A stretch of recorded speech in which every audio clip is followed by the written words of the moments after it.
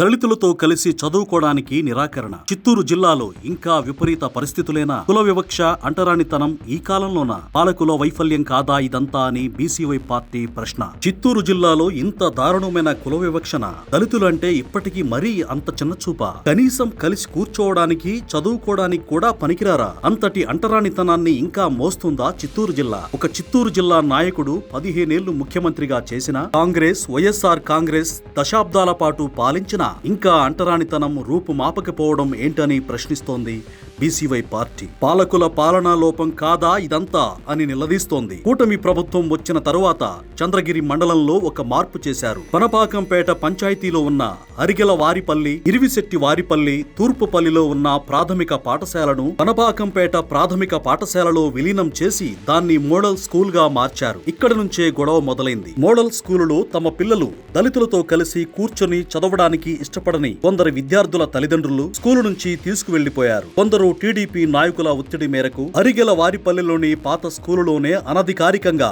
స్కూలును నడుపుతున్నారు. అందులోకి model school నుంచి 2 టీచర్లను పట్టుకొచ్చి చదువు చెప్పిస్తున్నారు. దీంతో మోడల్ స్కూల్లో టీచర్ల కొరత ఏర్పడింది. తమ పిల్లలకు చదువు రాకుండా పోతోందని మిగిలిన విద్యార్థుల తల్లిదండ్రులు మోడల్ స్కూలులో ఆందోళనకు దిగారు. అలా విషయం మొత్తం బయటపడింది. ఇప్పటికీ ఈ అంటరానితనం ఉండడంపై బీసీవై పార్టీ ఆగ్రహం వ్యక్తం చేస్తోంది. ప్రైవేట్ స్కూలులో చదివిస్తే మాత్రం అక్కడ మాత్రం దళిత బిడ్డలు ఉండరా అని ప్రశ్నిస్తోంది. చదువైనా, తెలివితేటలైనా కులాన్ని బట్టి వస్తాయని ఎక్కడైనా రాసి ఉందా అని నిగ్గదీసి అడుగుతోంది బీసీవై పార్టీ.